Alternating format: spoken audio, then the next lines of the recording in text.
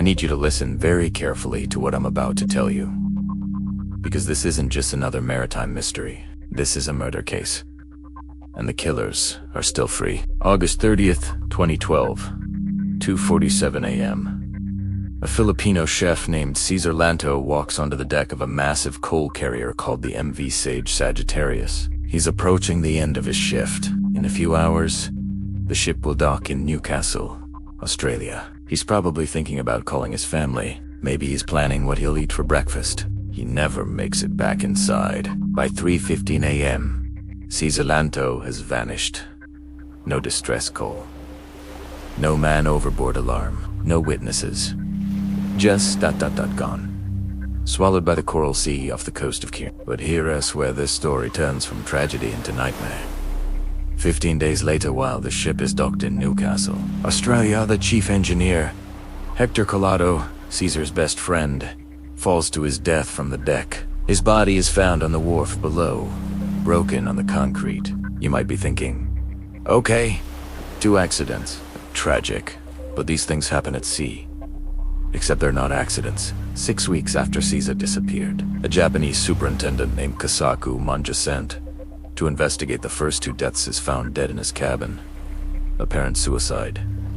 Hanging. 3 men. 6 weeks. 1 ship. And in 2017, after a 5-year investigation, an Australian coroner would stand before cameras and say 8 words that sent shockwaves through the maritime industry. These men were victims of foul play. Let me ask you something right now before we go any further. If 3 people died on your street within 6 weeks under mysterious circumstances, would you still be living there? Would you feel safe walking outside at night? Would you trust that the police were doing everything possible to find the killer? Now, imagine you're not on a street, you're on a ship, in the middle of the ocean, miles from land, miles from help. And someone on board is a killer. The MV Sage Sagittarius became known as the Death Ship. And what I am about to reveal over the next 30 minutes will show you exactly why nobody has ever been arrested for these murders, why the killer or killers might still be out there working on ships right now. Sailing past your coastline, this is the story they tried to bury. This is the investigation that Australian authorities fumbled. This is maritime murder. Let me paint you a picture of the MV Sage Sagittarius. This isn't some rusty old trawler. This is a 225-meter bulk carrier that's 738 feet of steel, capable of carrying over 93,000 tons of coal, built in 2000, operated by NYK Line 1, of the largest shipping companies in the world. This ship runs a regular route, Newcastle, Australia, to Japan and back. Load up with coal, cross the Pacific, unload in Japanese ports, return empty. Repeat. It's one of the most routine, predictable voyages in commercial shipping. And in August 2012, the Sage Sagittarius had a crew of 26 men, Filipino, Japanese, and other nationalities, all experienced marine. These weren't rookies. These were professionals who'd spent years, sometimes decades, working at sea. Let me introduce you to the 3 men who would never complete that voyage. Cesar Llanto, 42 years old, chief, cook. He'd been sailing for most of his adult life, sending money back to his family in the Philippines. By all accounts, Cesar was well-liked, the kind of guy who'd remember your birthday, who'd cook your favorite meal if you were having a bad day. His crewmates called him chef with genuine affection. But here is something critical you need to know. Cesar had been having problems with someone on the ship. Multiple crew members would later testify that there was conflict on board. They wouldn't say who the conflict was with. They wouldn't elaborate on what it was about. Why? Because they were terrified. Put yourself in their shoes for a second. You're on a ship with a small crew. You witness conflict. Then that person disappears. Then another person dies. Then a third. Would you feel safe telling investigators what you really saw? Or would you keep your mouth shut, finish your contract, and get as far away from that ship as possible? Hector Collado, 55 years old. Chief engineer, Cesar's closest friend on the ship. Hector was the guy who kept the Sage Sagittarius running, maintaining the engines, supervising the engine room crew, making sure a 93,000-ton vessel could cross the Pacific safely. Witnesses would later say that Hector was devastated by Cesar's disappearance. He'd been interrogated by Australian federal police when the ship docked in Newcastle. He'd given statements, he'd answered questions, and then, while the ship was still moored in Newcastle, Hector fell from the deck and died. Kusaku Mongi, Japanese superintendent sent by the shipping company after the first two deaths to investigate and ensure crew safety. He was supposed to be the cavalry, the professional who'd come in, figure out what happened, make sure nothing else went wrong. He lasted less than 3 weeks before he was found hanging in his cabin. 3 experienced maritime professionals, 3 deaths in 6 weeks, all on the same ship. Now, I want you to think about probability for a moment. What are the odds that 3 completely unrelated, accidental deaths would occur on the same vessel in such a short time frame? Statisticians have calculated the odds of this happening by pure chance. Want to know what they came up with? That's not just unlikely. That's virtually impossible. Let's go back to August 2012. The Sage Sagittarius departed Japan, heading for Newcastle to pick up a coal load. This was a routine return voyage as the ship was traveling in ballast, meaning empty, which made it lighter and faster. The crew was in good spirits. The weather was favorable. Everything seemed normal, but something was very wrong aboard the Sage Sagittarius, and Cesar Llanto was about to discover exactly what that was. What happened in the early morning hours of August 30th? How does a man just vanish from a ship without anyone seeing or hearing anything? And why were crew members too terrified to tell investigators the truth? To answer those questions, we need to talk about the captain, because what I'm about to reveal about Captain Venancio Salas Jr. will shock you. Captain Venancio Salas Jr., Filipino national, master of the MV Sage Sagittarius, and according to Australian authorities, a man they'd been watching for 18 years. Let me read you something directly from Australian Senate inquiry documents. Captain Venancio Salas Jr. was known to Australian authorities for nearly 2 decades before the deaths on the Sage Sagittarius. Wait. Stop. Think about what I just said. Australian authorities KNEW about this captain. They'd been monitoring him for 18 years, and they still allowed him to command vessels visiting Australian ports. What did they know? What were they watching him for? And why didn't they do anything to stop him? Here's what we know. Captain Salas admitted during the inquest to assaulting crew members. Not once. Multiple times. He openly acknowledged that he used physical violence against the men under his command. Let that sink in for a moment. The man responsible for the safety and well-being of 26 crew members, the man who held absolute authority on that vessel, was physically assaulting his subordinates. Now, quick question for you. If your boss physically assaulted you at work, what would happen to them? They'd be fired immediately. Right. Probably arrested. Definitely sued. But at sea, on foreign-flagged vessels, on ships like the Sage Sagittarius that fly flags of convenience in this case, Panama, the rules are different. Captains have near absolute power, and crew members, especially those from developing countries who desperately need the work, have almost no recourse. During the coroner's inquest, crew members testified about the atmosphere aboard the Sage Sagittarius. Let me read you some of their statements. One crew member, who requested anonymity because he feared for his life, told the inquest that he believed Cesar Llanto's disappearance was neither an accident nor suicide. Another witness described conflict on board the coal carrier on the day Cesar disappeared. Multiple crew members mentioned being afraid, not just concerned, not just worried. Afraid. Imagine being on a ship where you're so scared of your captain that you're afraid to tell the truth, even to investigators. Even when you know 2 of your crewmates are dead. Even when you know speaking up might prevent another death. That's the level of fear Captain Salas inspired. August 30th, 2012. Approximately 2:47 a.m. The Sage Sagittarius is approaching Australian waters, about 470 nautical miles northeast of Cairns. Cesar Llanto finishes his shift in the galley and heads up to the deck. What happened next is disputed, but here's what we know for certain. By 3:15 a.m., Cesar was gone. No man overboard alarm was raised. No emergency procedures were initiated. The ship didn't stop. Now, I want you to think about this. You're the captain of a vessel with 26 crew members. One of them disappears. What's the first thing you do? You stop the ship, right? You sound the alarm. You initiate search and rescue procedures. You turn the vessel around and look for your missing crew member. Captain Salas did none of these things.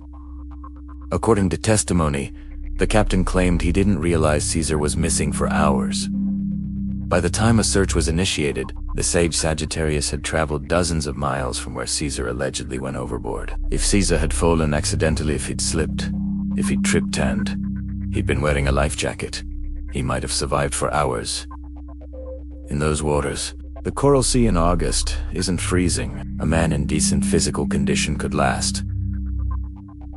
But by the time anyone started looking, the search area was massive. Finding one man in those conditions would be like finding a needle in a haystack. Unless, of course, nobody was trying very hard to find him. Unless the people who knew what really happened wanted to make sure Cesar Llanto was never found. Here's where the story gets even darker. When the Sage Sagittarius docked in Newcastle on September 14th, 2012, 15 days after Cesar's disappearance, the Australian Federal Police boarded the vessel to investigate. They interviewed the captain.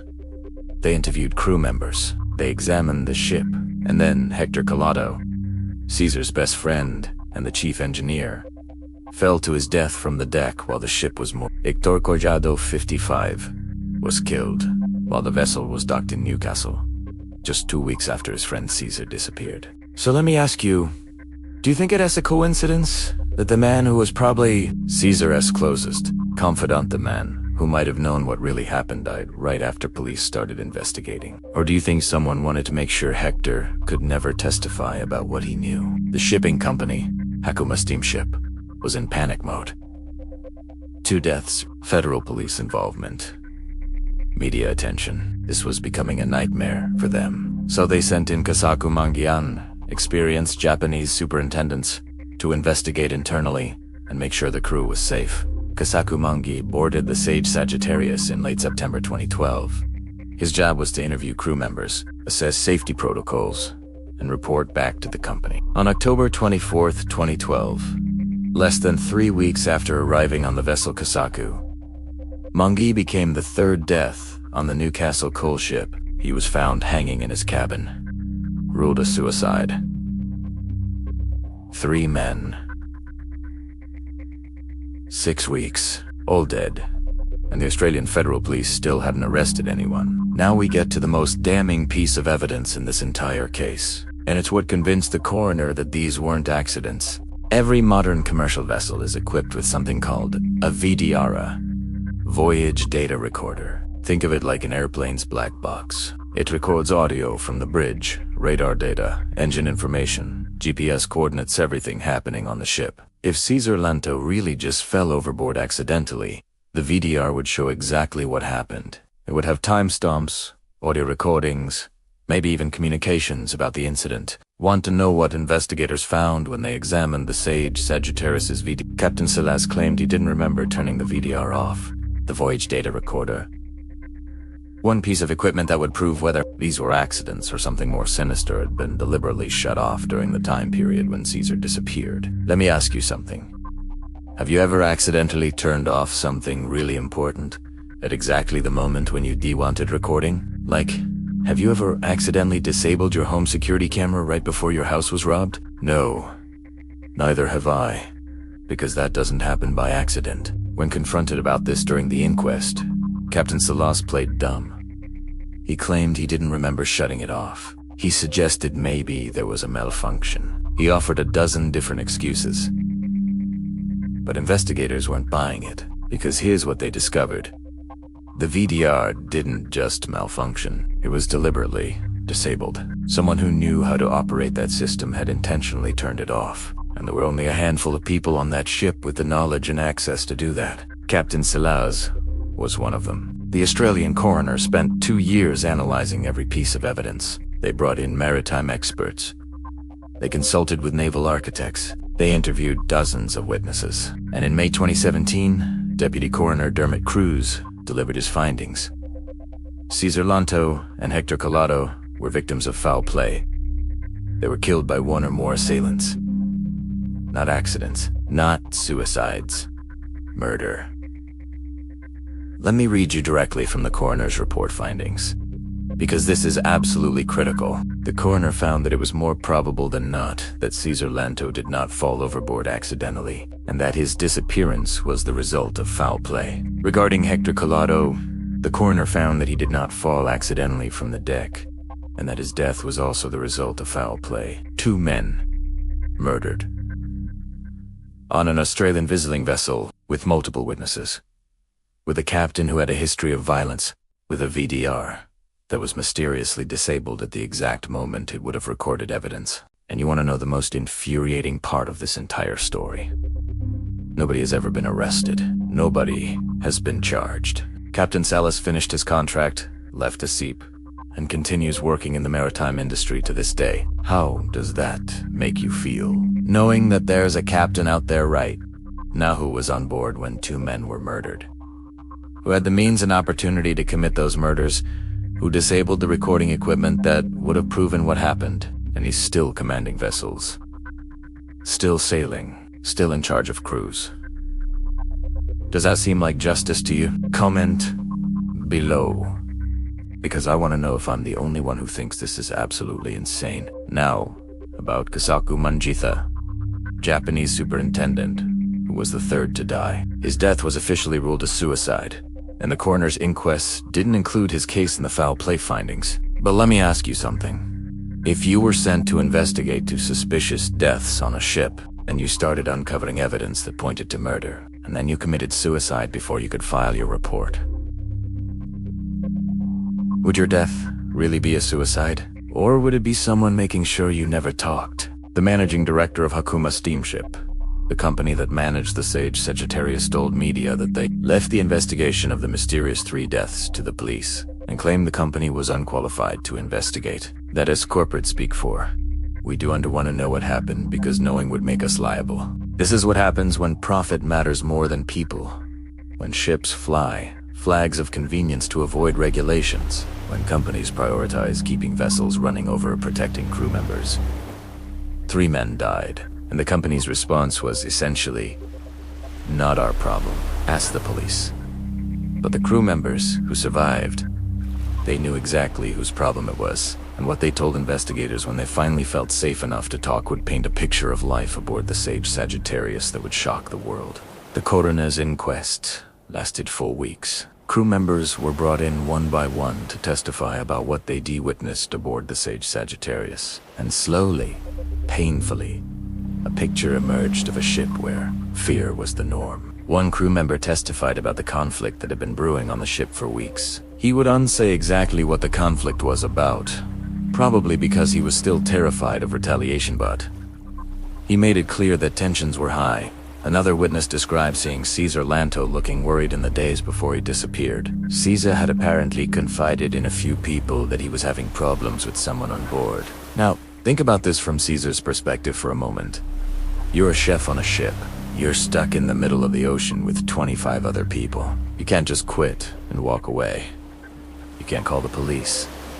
You can't escape. If you're having serious problems with someone, especially someone who has power over you, what are your options? Exactly. You have none. You either put up with it until the voyage ends, or, well, what happened to Cesar happens to you. Here, as something most people do and understand about working on commercial vessels. Crew members sign contracts that typically last 6 to 9 months. During that time, they're essentially prisoners on that ship. They can't leave. They can't transfer. They're stuck. And if the captain is abusive, if there's violence, if you're being threatened, your only hope is surviving until the contract ends. Captain Salas admitted to assaulting crew members during his testimony. He openly acknowledged using physical violence. And apparently, this was just accepted as normal by the shipping company. Let me tell you something about flags of convenience. The Sage Sagittarius was registered in Panama. That means it technically operates under Panamanian maritime law. But it's owned by a Japanese company, operated by Filipino officers and crew, and visits Australian ports. So whose laws apply? Whose regulations matter? Who's responsible for crew safety? The answer is nobody, or everybody, or whoever is most convenient at the time. This legal gray area is exactly how ships like the Sage Sagittarius get away with appalling working conditions, abusive captains, and yes, even murder. Ships register in countries like Panama, Liberia, or the Marshall Islands because those countries have lax regulations, low taxes, and minimal oversight. It's cheaper for shipping companies, and it means they can operate with far fewer safety requirements than they'd have under, say, US or Australian law. The Sage Sagittarius tragedy sparked a federal police investigation and subsequent Senate inquiry in Australia, which examined the entire flags of convenience system. What they found was shocking. Thousands of vessels visiting Australian ports every year, many with serious safety violations, and authorities had almost no power to intervene. How many of you watching this right now have bought something that was shipped on a cargo vessel? Probably all of you, right? Your phone, your laptop, your clothes, most of it came on ships. Well, those ships are staffed by crews like the one on the Sage Sagittarius. Men and women working in conditions you wouldn't believe, under captains who sometimes operate like dictators, on vessels registered in countries that don't care about their safety. Your cheap consumer goods, they come at a cost, and sometimes that cost is measured in lives. Let's talk about how Hector Collado died, because the details of his death are absolutely crucial to understanding why the coroner ruled it was murder. Hector Collado, the 55-year-old chief engineer, was killed while the vessel was docked at Newcastle. His body was found on the wharf below. The deck he'd fallen from a significant height. The initial investigation suggested it might have been an accident. Maybe he leaned too far over the railing. Maybe he slipped. But forensic experts found something that changed everything. According to testimony of the inquest, Hector's injuries were inconsistent with a simple fall. There were defensive wounds. There were signs of a struggle. The angle and position of his body suggested he didn't just accidentally tumble over. Someone pushed him, or threw him, or beat him, and then threw him overboard. And this happened while the ship was docked. While there were dock workers nearby, while Australian federal police were literally investigating Cesar's disappearance. The killer was so confident, so sure they wouldn't be caught, that they murdered a man in broad daylight in an Australian port. So, I need to ask you, what kind of person does that? What kind of person is so certain they're untouchable, that they'll commit murder while police are investigating a previous murder?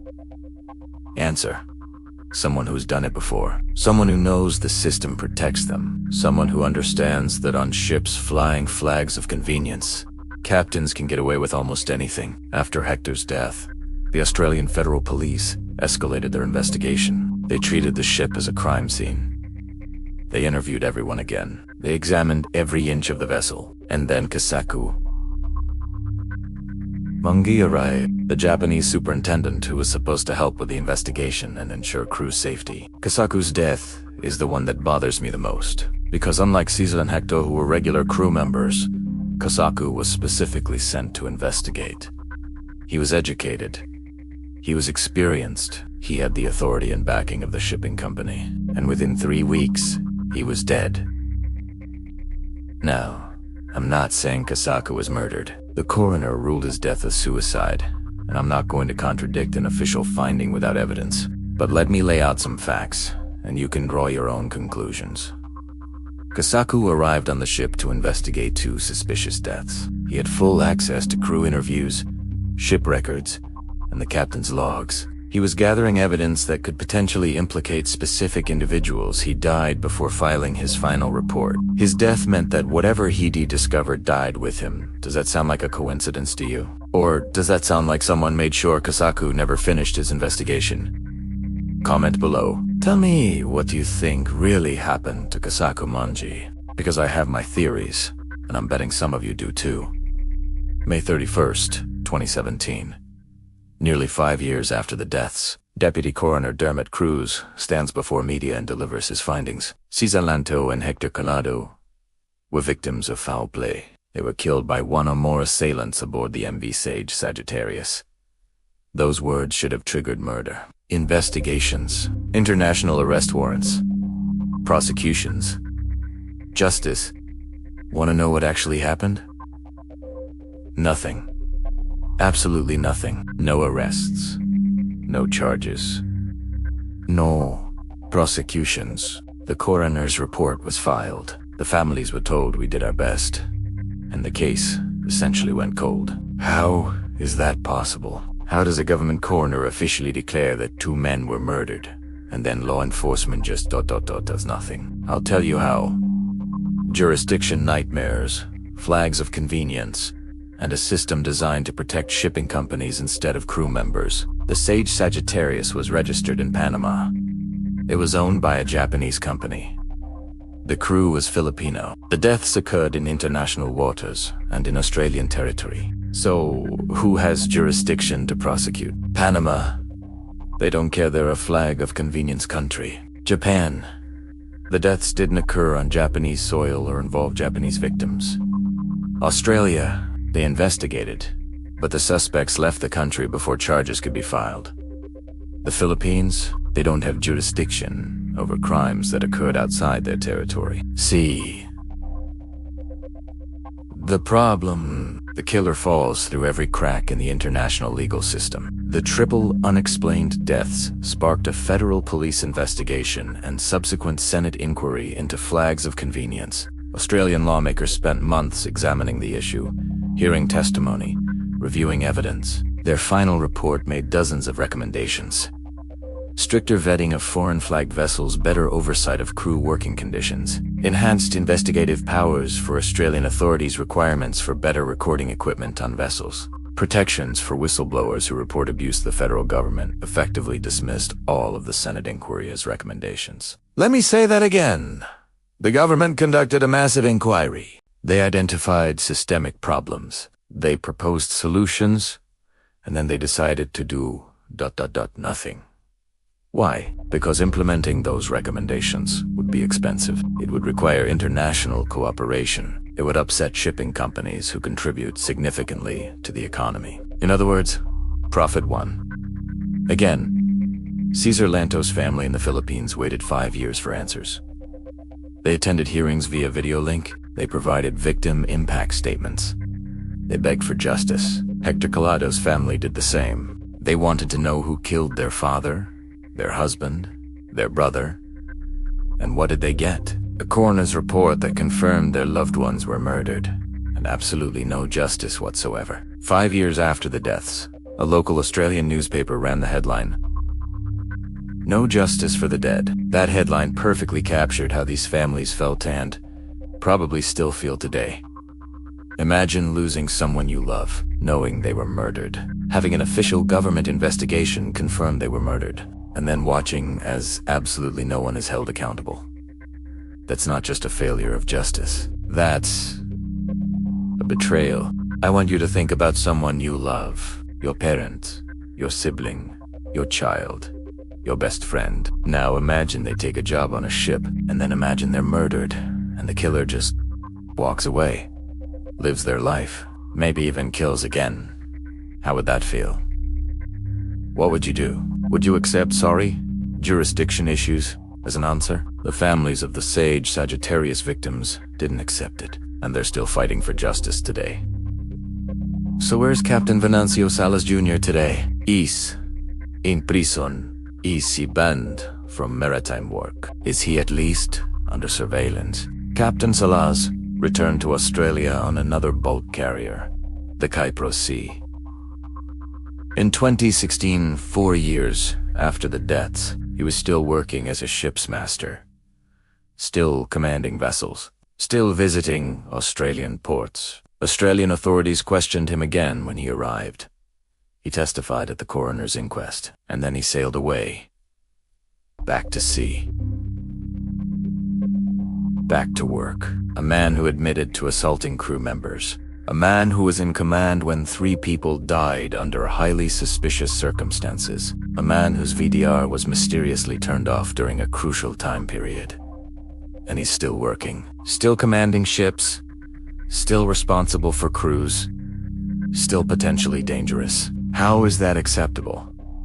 How is that legal? The answer because the maritime industry protects its own. Because prosecuting a captain opens up liability questions for shipping companies. Because if Captain Salas is guilty, then the company that employed him is also guilty of negligence. And shipping companies have very expensive lawyers who make these problems disappear. What about the other crew members who were aboard the Sage Sagittarius during those 6 weeks of death? The ones who witnessed things, but were too terrified to speak up. Most of them left maritime work entirely. Several gave anonymous interviews, saying they couldn't bring themselves to step foot on another ship. The psychological trauma of living through those events, of knowing a killer was among them, of watching friends die, of being powerless to stop it, destroyed their careers. One former crew member told Australian media, "Every time I close my eyes, I see Hector's body on that wharf. I hear Cesar's voice from the last time we spoke. I know what really happened, but I can't prove it.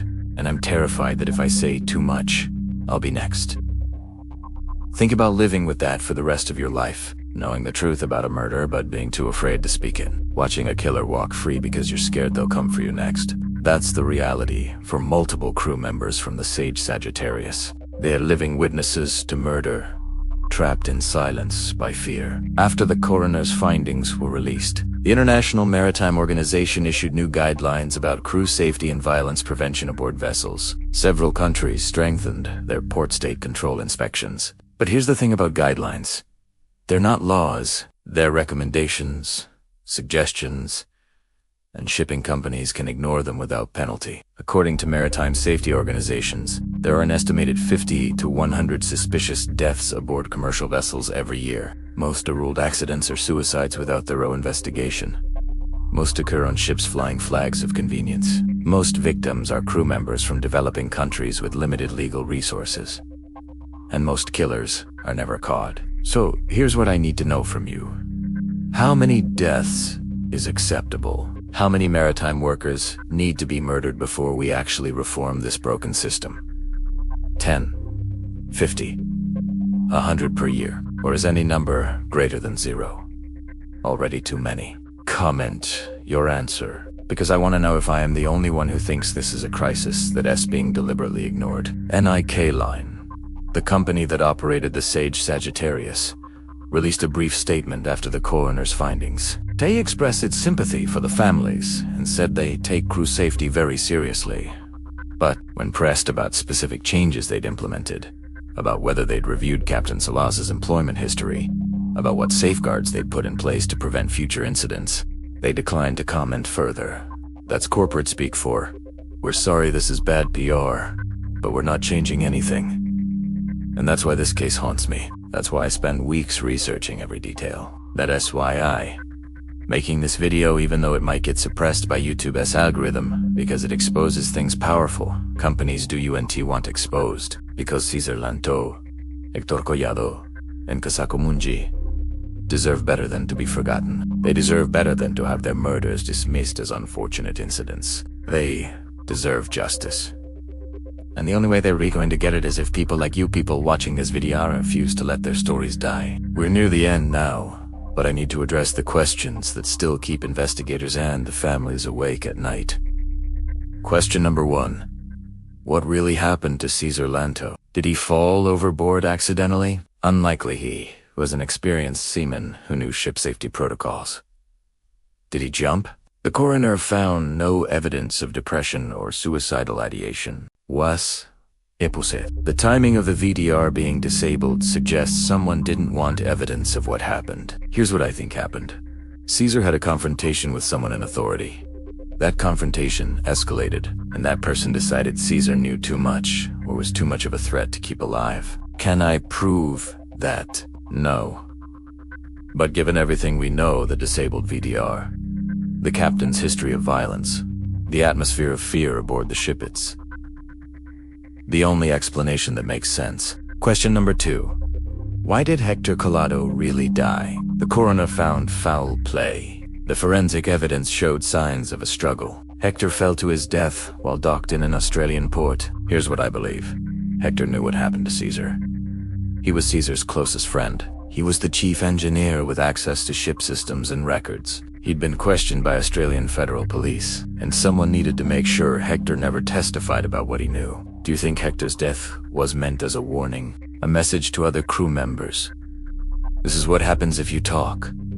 Because that's exactly what it accomplished. After Hector died, crew members became even more reluctant to speak to investigators. The atmosphere of fear intensified. Mission accomplished for the killer. Question number 3.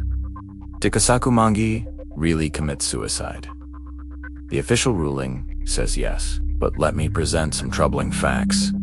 Kosaku was a superintendent sent specifically to investigate the deaths. He'd been conducting interviews and gathering evidence. For 3 weeks he died before filing his final report. Whatever he discovered died with him. His death effectively ended the internal investigation. I'm not saying definitively that Kosaku was murdered, but I am saying that his death was awfully convenient for anyone who didn't want the truth to come out.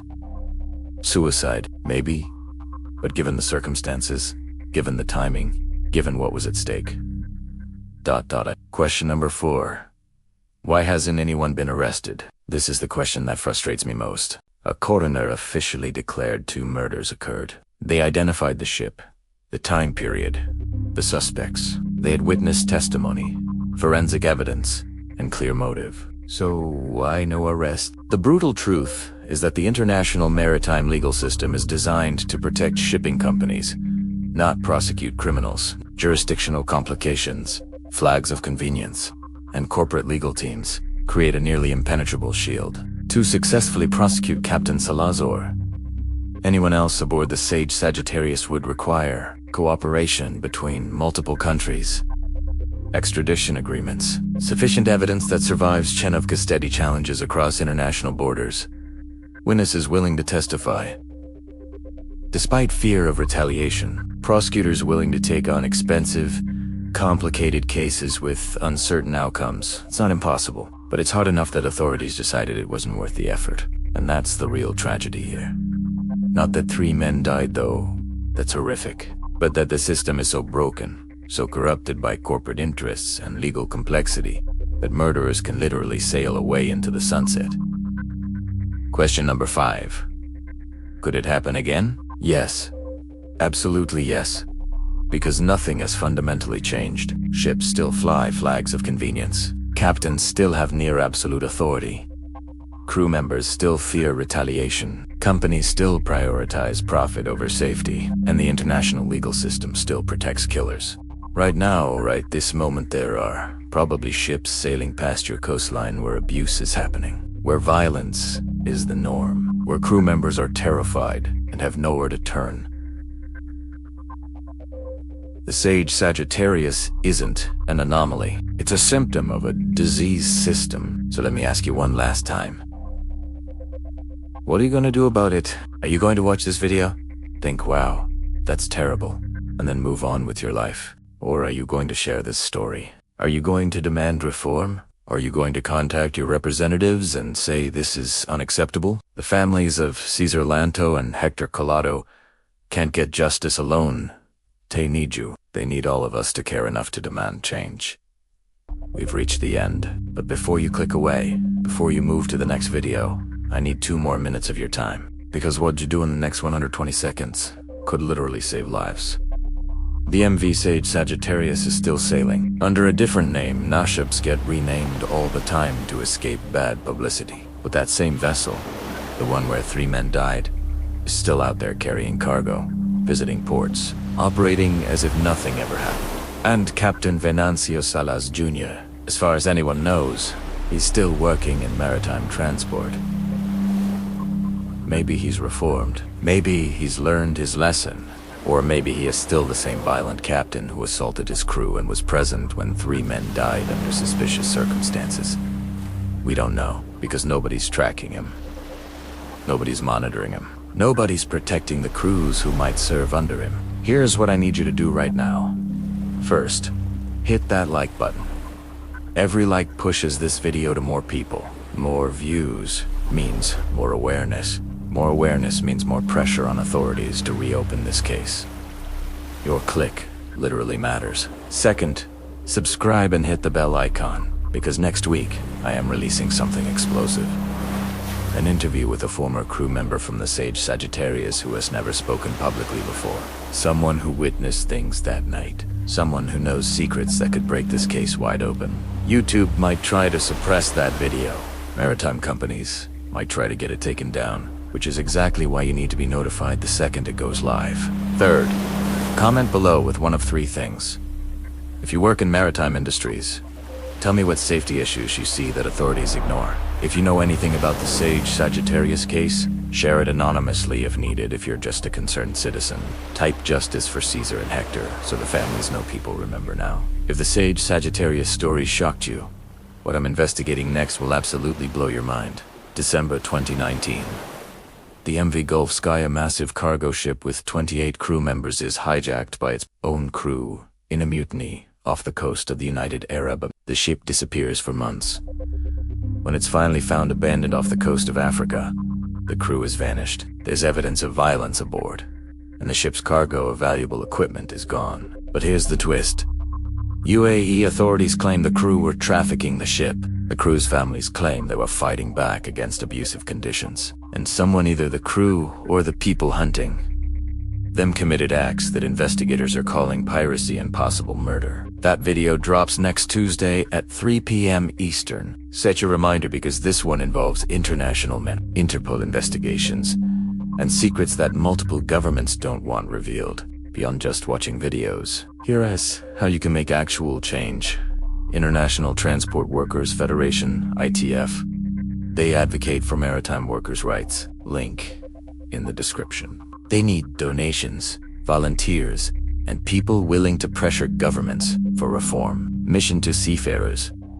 They provide support and welfare services to maritime workers. Many crew members have no one to turn to when facing abuse. These organizations are literally their only lifeline. Write to your representatives. Ivy created a template letter in the description demanding stronger oversight of foreign-flagged vessels, better protections for maritime whistleblowers, international cooperation on maritime crime prosecution, mandatory safety equipment and monitoring systems. Copy it, personalize it, send it. It takes 5 minutes, and it matters. If you know anyone who works on ships, commercial fishing, cargo transport, cruise ships, offshore oil, share this video with them.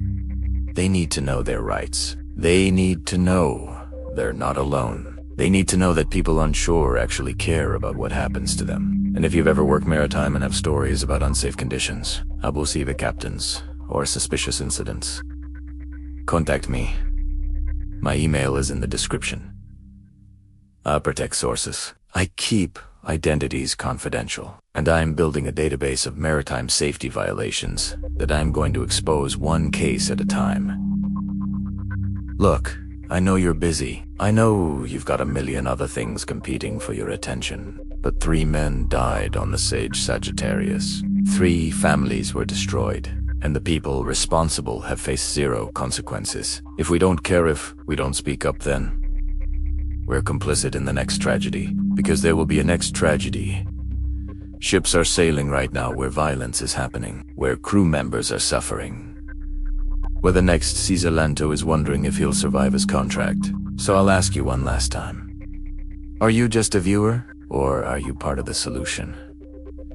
Cesar Llanto was 42 years old. He had a family. AID dreams. He went to work one day and never came home. Hector Collado was 55.